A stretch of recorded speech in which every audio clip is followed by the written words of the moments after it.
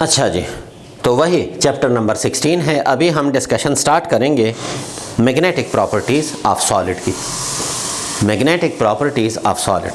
Magnetic properties को study करने के लिए हमें क्या करना होता है, हम उस सॉलिड को मुख्तलिफ स्ट्रेंथ के मैग्नेटिक फील्ड्स के सामने एक्सपोज करते हैं और फिर देखते हैं कि वीक मैग्नेटिक फील्ड में इसका बिहेवियर क्या है, स्ट्रॉन्ग मैग्नेटिक फील्ड में उसका बिहेवियर क्या है, बहुत ज़्यादा स्ट्रॉन्ग मैग्नेटिक फील्ड में उसका बिहेवियर क्या है। तो ये हम बाकायदा उसको एक्सपोज करके उसके मैग्नेटिक प्रॉपर्टीज़ को स्टडी कर सकते हैं। क्या हम उसको परमानेंटली मैग्नेटाइज कर सकते हैं, क्या हम उसे परमानेंटली मैग्नेटाइज नहीं कर सकते, वगैरह वगैरह। ये तमाम चीज़ें हम बाकायदा स्टडी करते हैं। तो उसके लिए हम उस मटेरियल को मुख्तलिफ स्ट्रेंथ के मैग्नेटिक फील्ड्स में रखते हैं।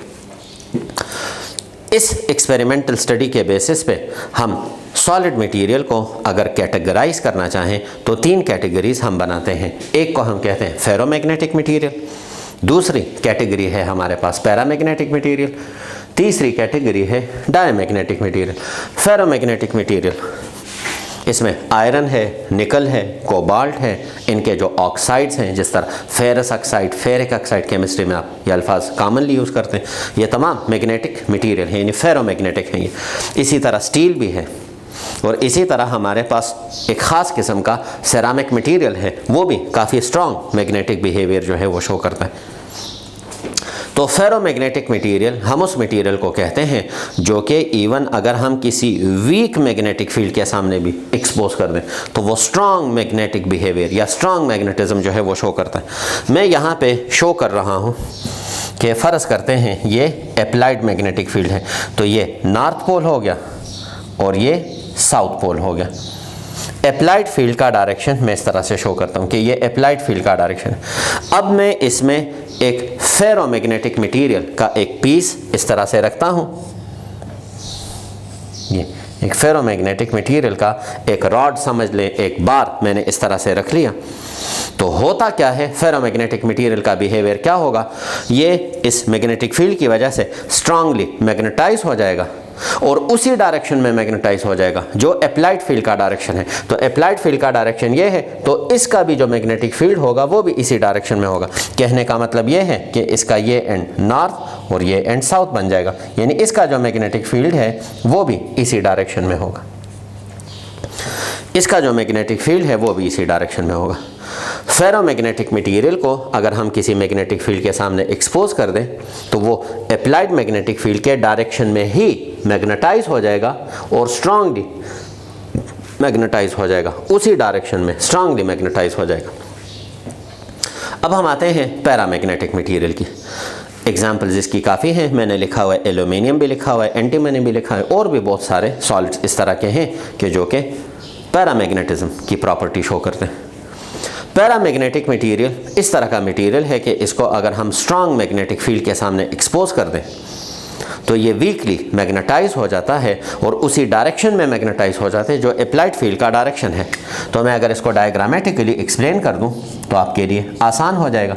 ये अप्लाइड फील्ड का नॉर्थ पोल और ये अप्लाइड फील्ड का साउथ पोल, ये अप्लाइड फील्ड का डायरेक्शन। अब इस अप्लाइड फील्ड में मैं एक पैरामैग्नेटिक मटेरियल का एक पीस रखता हूँ इस तरह से, तो ये उसी डायरेक्शन में मैग्नेटाइज हो जाएगा जो अप्लाइड फील्ड का डायरेक्शन है, लेकिन वीकली मैग्नेटाइज हो जाएगा, वीकली मैग्नेटाइज हो जाएगा और उसी डायरेक्शन में मैग्नेटाइज हो जाएगा जो अप्लाइड फील्ड का डायरेक्शन है।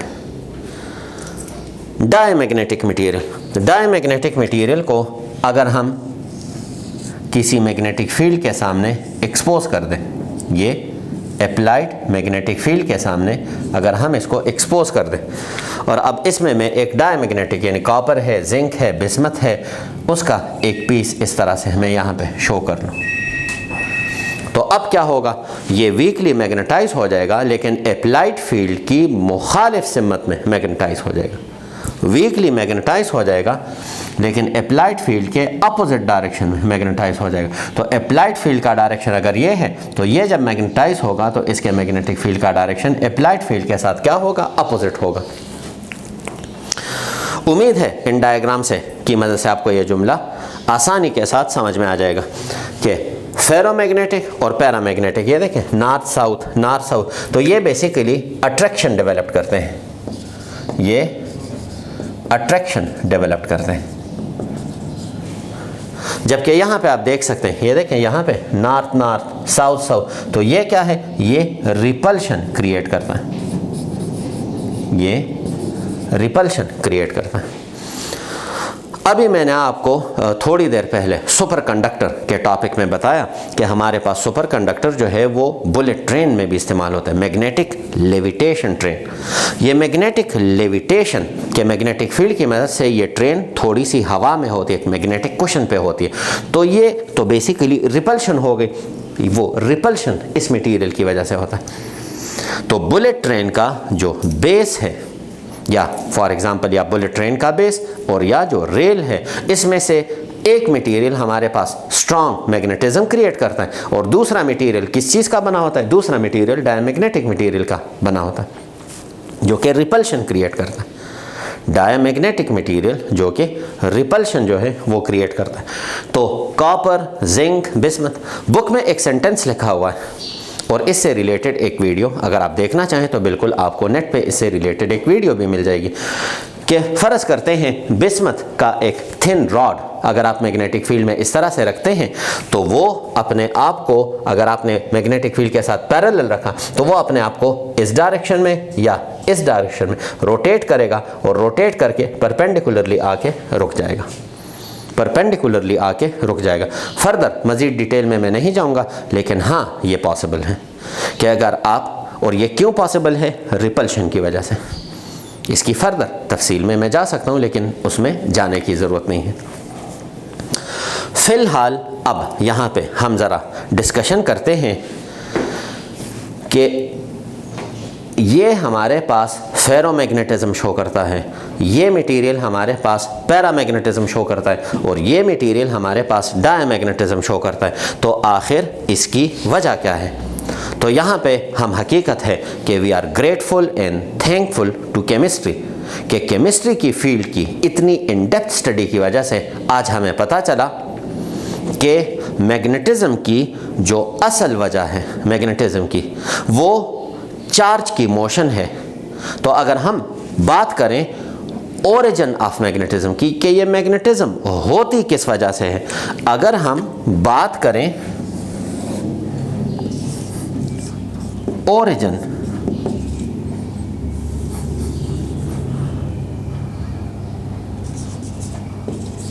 Of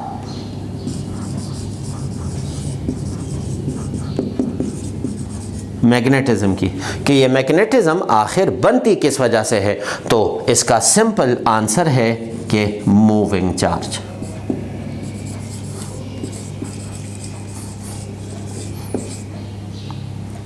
moving charge. अब चार्ज आयन की शक्ल में भी हो सकता है, चार्ज न्यूक्लियस की शक्ल में, क्योंकि न्यूक्लियस भी पॉजिटिवली चार्ज होता है, चार्ज प्रोटॉन की शक्ल में भी हो सकता है, चार्ज एक सिंपल इलेक्ट्रॉन की शक्ल में भी हो सकता है। तो हमारे पास मूविंग चार्ज जो है, जहाँ पे भी चार्ज होगा और उसमें मोशन होगी, वो मोशन ट्रांसलेटरी मोशन हो, रोटेटरी मोशन हो, वाइब्रेटरी मोशन हो, वहाँ पे वो अपने मोशन की वजह से मैग्नेटिक फील्ड डेफिनेटली बनाता है, वहाँ पे वो अपनी मोशन की वजह से मैग्नेटिक फील्ड बनाता है। तो हमारे पास मूविंग चार्ज जो है वो सोर्स है मैग्नेटिज्म का, मूविंग चार्ज हमारे पास सोर्स है मैग्नेटिज्म का। आप इतनी केमिस्ट्री कम से कम पढ़ चुके हैं कि अब आपको पता है कि सॉलिड का ओवरऑल एटम जिस तरह भी है, लेकिन उस एटम के अंदर प्रोटॉन भी होते हैं और उस एटम के अंदर इलेक्ट्रॉन भी होते हैं। प्रोटॉन न्यूक्लियस के अंदर है, लेकिन न्यूक्लियस साकिन हालत में नहीं है, स्टैटिक नहीं है, उसमें बाकायदा रोटेशनल मोशन होती है। उम्मीद है ये केमिस्ट्री के टीचर ने आपको बताया होगा।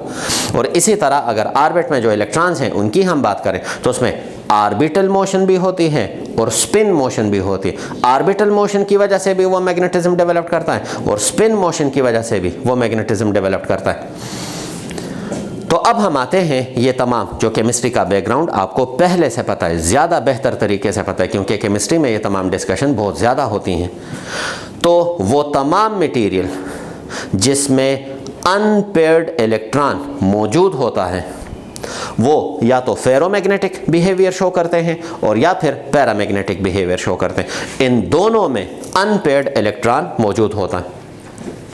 और वो तमाम मटेरियल जिसमें अनपेयर्ड इलेक्ट्रॉन मौजूद नहीं होता वो पैरामैग्नेटिक बिहेवियर शो करते हैं। वो तमाम मटेरियल जिसमें अनपेयर्ड इलेक्ट्रॉन नहीं होता, इलेक्ट्रॉनिक कन्फिग्रेशन से भी आपको अंदाज़ा हो सकता है और हाइब्रिडाइजेशन मॉडल से भी आपको अंदाज़ा हो सकता है कि अनपेयर्ड इलेक्ट्रॉन होगा कि नहीं होगा, अनपेयर्ड इलेक्ट्रॉन मौजूद होगा या नहीं होगा। तो ये बाकायदा आप अंदाज़ा लगा सकते हैं। फिर अब ये दोनों, इन दोनों के लिए अनपेयर्ड इलेक्ट्रॉन का होना ज़रूरी है। अब इन दोनों में फिर फर्दर फ़र्क क्या है? इन दोनों में फर्दर फ़र्क ये है कि फेरोमैग्नेटिक मटेरियल में per unit volume unpaired electron की तादाद ज़्यादा होती है और पैरामैग्नेटिक मटेरियल में per unit volume unpaired electron की तादाद निस्बतन कम होती है।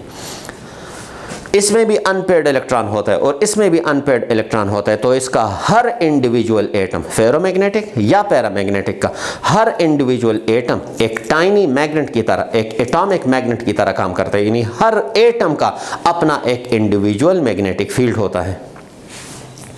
अगर हम डायमैग्नेटिक की बात करें तो इसमें अनपेयर्ड इलेक्ट्रॉन नहीं होता। जब इसमें अनपेयर्ड इलेक्ट्रॉन नहीं होता तो इसका हर एटम मैग्नेटिकली न्यूट्रल होता है। मैग्नेटिकली न्यूट्रल का मतलब है कि एटम का नॉर्थ और साउथ पोल नहीं होगा, लेकिन यहाँ पे क्या है, हर एटम का नॉर्थ पोल भी होगा और साउथ पोल भी होगा। हर एटम का नॉर्थ पोल, यानी वो बिल्कुल एक मैग्नेटिक डायपोल, जिस तरह इलेक्ट्रिक डायपोल होता है, तो इसका या इसका हर एटम मैग्नेटिक डायपोल की तरह काम करेगा क्योंकि इसमें अनपेयर्ड इलेक्ट्रॉन होता है। अगर हम फर्दर तफसील की तरफ जाएं, केमिस्ट्री का टीचर आपको फर्दर डिटेल दे सकता है कि इसमें भी फिर फर्दर दो तरह के मटेरियल हमारे पास आ जाते हैं। कुछ डायमैग्नेटिक मटेरियल इस तरह से हैं कि उसमें लोन पेयर नहीं होता, तो उसका बिहेवियर ज़रा डिफरेंट है, होगा डायमैग्नेटिक, अनपेयर्ड इलेक्ट्रॉन नहीं है, लेकिन कुछ में लोन पेयर होता है और कुछ में लोन पेयर नहीं होता। तो जिसमें लोन पेयर मौजूद है उसका ज़रा बिहेवियर डिफरेंट है और जिसमें लोन पेयर मौजूद नहीं है उसका बिहेवियर डिफरेंट है। लेकिन इतनी तफसील इस लेवल पे हमें रिक्वायर्ड ही नहीं है, बस just as a extra information मैं आपके साथ ये शेयर कर रहा हूँ। तो जिसमें अनपेयर्ड इलेक्ट्रॉन होगा वो या तो फेरोमैग्नेटिक बिहेव करेगा या पैरामैग्नेटिक बिहेव करेगा, और जिसमें अनपेयर्ड इलेक्ट्रॉन नहीं होगा वो डायमैग्नेटिज्म शो करेगा। फेरोमैग्नेटिज्म और पैरामैग्नेटिज्म अट्रैक्शन डेवलप करते हैं, जबकि डायमैग्नेटिज्म जो है वो रिपल्शन क्रिएट करता है। तो ये मैग्नेटिक लेविटेशन ट्रेन, ये इसमें एक मटेरियल या रेल की जो पटड़ी है वो और या फिर रेल का जो बेस है वो, इसमें से एक मटेरियल लाजिमन डायमैग्नेटिक का होना चाहिए, तभी वो लेविटेट हो सकता है। तो ये हमारे पास यहाँ पे मैग्नेटिक प्रॉपर्टीज़ के हवाले से फेरोमैग्नेटिज्म, पैरामैग्नेटिज्म और डायमैग्नेटिज्म की हमारे पास यहाँ पे बात है। अच्छा जी, हम जब भी बोलते हैं मैग्नेटिक मटेरियल, तो मैग्नेटिक मटेरियल से हमेशा हमारे पास मतलब क्या होता है? मैग्नेटिक मटेरियल से हमारा मतलब होता है फेरोमैग्नेटिक मटेरियल।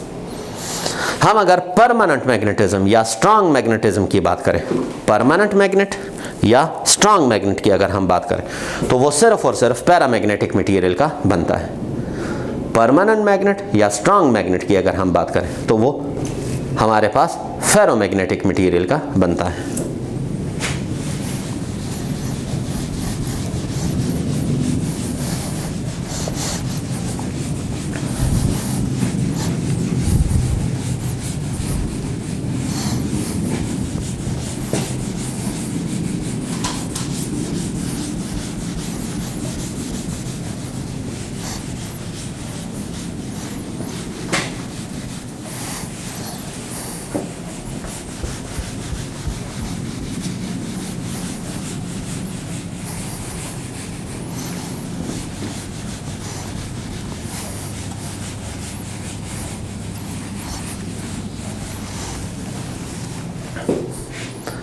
इलेक्ट्रॉन, प्रोटॉन या किसी चार्ज को हम स्फेयर की शक्ल में, एक छोटे से बॉल की शक्ल में कंसिडर करते हैं। तो फ़र्ज़ करते हैं कि ये हमारे पास एक पॉजिटिव चार्ज है, प्रोटॉन कंसिडर कर लें, ये पॉजिटिव चार्ज, और ये इसका एक्सिस ऑफ रोटेशन है, ये इसका एक्सिस ऑफ रोटेशन है। और मैं एज्यूम कर रहा हूँ कि ये इस तरह से एंटी क्लॉकवाइज डायरेक्शन में स्पिन कर रहा है। तो अगर positive charge anti clockwise direction में, positive charge anti clockwise direction में स्पिन करे तो फिर इसका जो नॉर्थ पोल होगा, इसका जो मैग्नेटिक फील्ड बनेगा वो इस डायरेक्शन में होगा। तो इसका जो मैग्नेटिक फील्ड बनेगा उसका डायरेक्शन ये होगा, यानी ये इसका नॉर्थ होगा और ये इसका साउथ होगा। और इसका अगर मैं पूरा मैग्नेटिक फील्ड पैटर्न बनाऊं तो वो किस तरह से होगा, यहाँ से इसका मैग्नेटिक फील्ड ओरिजिनेट होगा और इस तरह यहाँ पे आके एंटर होगा। यहाँ से इसका मैग्नेटिक फील्ड ओरिजिनेट होगा और इस तरह यहाँ पे आके एंटर होगा। इसी तरह ये एक सिंगल चार्ज यानी प्रोटॉन कंसिडर कर लें। इसी तरह ये इसके मैग्नेटिक फील्ड का पैटर्न प्लस डायरेक्शन। और अगर मैं इसको एक इलेक्ट्रॉन कंसिडर कर लूँ कि ये एक इलेक्ट्रॉन है, एक चार्ज स्फीयर है और उस पर 1 नेगेटिव चार्ज है और ये उसका एक्सिस ऑफ रोटेशन है, ये इसका एक्सिस ऑफ रोटेशन है। और अब मैं इस पे शो कर रहा हूँ कि ये हमारे पास ये भी एंटी क्लॉकवाइज डायरेक्शन में स्पिन कर रहा है। तो अगर ये भी एंटी क्लॉकवाइज डायरेक्शन में स्पिन कर रहा है तो अब इसका नॉर्थ यहाँ पे होगा और इसका साउथ यहाँ पे होगा। अब इसके जो मैग्नेटिक फील्ड का डायरेक्शन होगा वो ये होगा। अब अगर मैं इसका मैग्नेटिक फील्ड पैटर्न शो करूँ तो वो इस तरह से होगा, यहाँ से मैग्नेटिक फील्ड ओरिजिनेट होगा और यहाँ पे आके एंटर हो जाएगा। अब इसके मैग्नेटिक फील्ड का जो पैटर्न होगा और जो डायरेक्शन होगा वो इस तरह से होगा।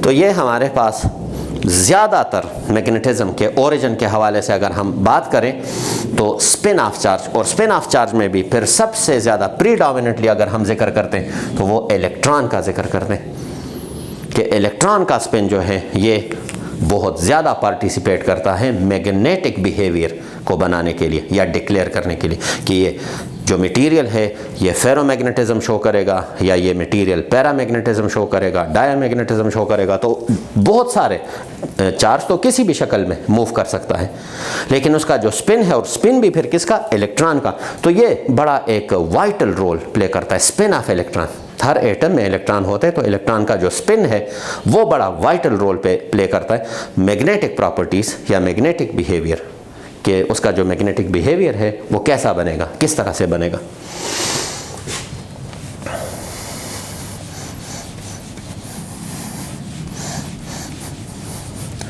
रियल लाइफ में हम जितने भी मैग्नेट्स यूज़ करते हैं, तो अभी मैंने आपको बताया ये सब के सब हमारे पास फेरोमैग्नेटिक मटेरियल के बने होते हैं। तो हम जब भी बात करते हैं मैग्नेटिक मटेरियल के हवाले से तो ये हमारे पास होगा फेरोमैग्नेटिक मटेरियल। अब क्वेश्चन यहाँ पे ये है कि फेरोमैग्नेटिक मटेरियल ये इतना स्ट्रॉन्ग मैग्नेटिज्म क्यों या कैसे शो करता है, या फेरोमैग्नेटिक मटेरियल हम कैसे यानी परमानेंटली ये मैग्नेटाइज हो जाता है और इतना स्ट्रॉन्ग मैग्नेटिक फील्ड शो करता है कि हैवी से हैवी चीज़ भी ये आसानी से फिर उठा सकता है। तो ये हमारे पास यानी किस तरह से है, तो इसके लिए एक थ्योरी बनाई गई है। उस थ्योरी को हम कहते हैं थ्योरी ऑफ फेरो मैग्नेटिज्म, ये भी कहते हैं, या कॉमनली हम उसको कहते हैं domain theory, theory of ferromagnetism या domain theory. Theory of ferromagnetism के मुताबिक हम कहते हैं कि अगर हमारे पास फेरोमैग्नेटिक मटेरियल का एक अनमैग्नेटाइज्ड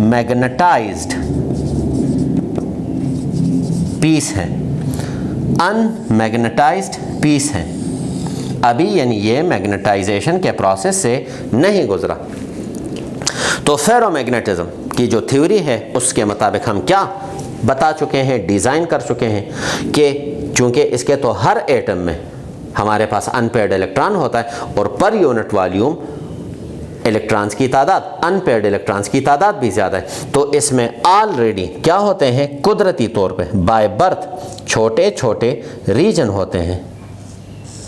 इसमें ऑलरेडी छोटे छोटे रीजन्स होते हैं इस तरह से।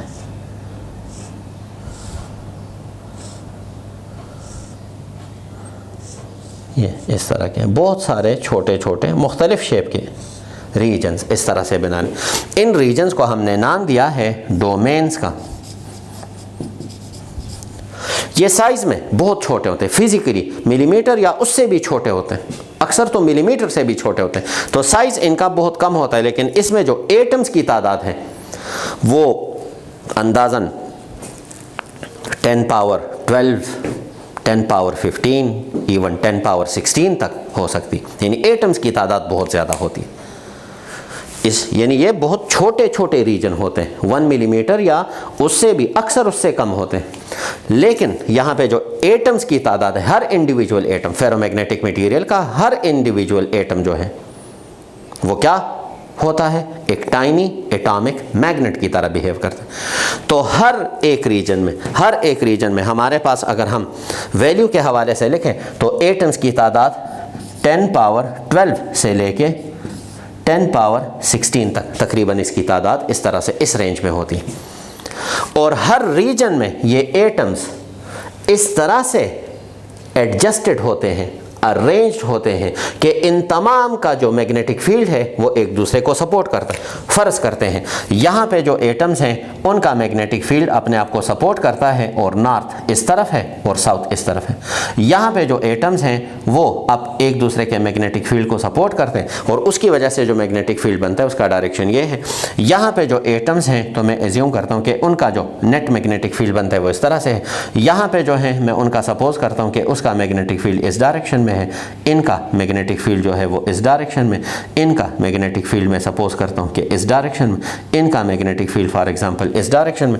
यानी हर जगह पे ये हर डोमेन में ये 10 पावर 16 तक जो एटम्स की तादाद है ये इस तरह से अरेंज होते हैं कि ये एक दूसरे के मैग्नेटिक फील्ड को सपोर्ट करते हैं। तो ये ईच इंडिविजुअल रीजन जो है ये छोटे लेवल का एक स्ट्रॉन्ग मैग्नेट होता है, छोटे लेवल का एक स्ट्रॉन्ग मैग्नेट होता है।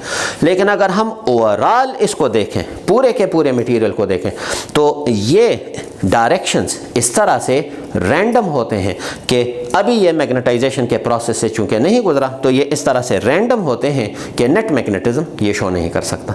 इसका नेट मैग्नेटिक इफेक्ट क्या होता है, ज़ीरो।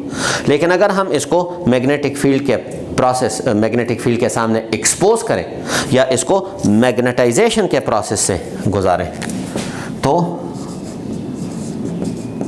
आफ्टर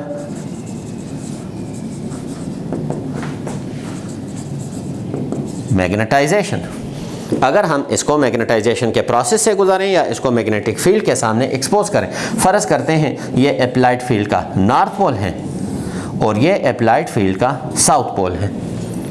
अप्लाइड फील्ड का नॉर्थ पोल, ये अप्लाइड फील्ड। अब हम इसमें ये मटेरियल उठा के यहाँ पे रखते हैं। अब हम ये मटेरियल उठा के यहाँ पे इस तरह से रखते हैं तो क्या हो जाएगा, इस एक्सटर्नल फील्ड के असर की वजह से ये तमाम जो डोमेन्स हैं इनका जो मैग्नेटिक फील्ड है ये अपने आप को अलाइन कर देंगे अप्लाइड मैग्नेटिक फील्ड के साथ। तो ये तमाम जो मैग्नेटिक डोमेन्स हैं ये अपने डायरेक्शन को इस तरह से अलाइन कर देंगे। ये जितने भी डोमेन्स मैं शो कर चुका हूँ तो वो अपने आप को अलाइन कर देंगे इस तरह से।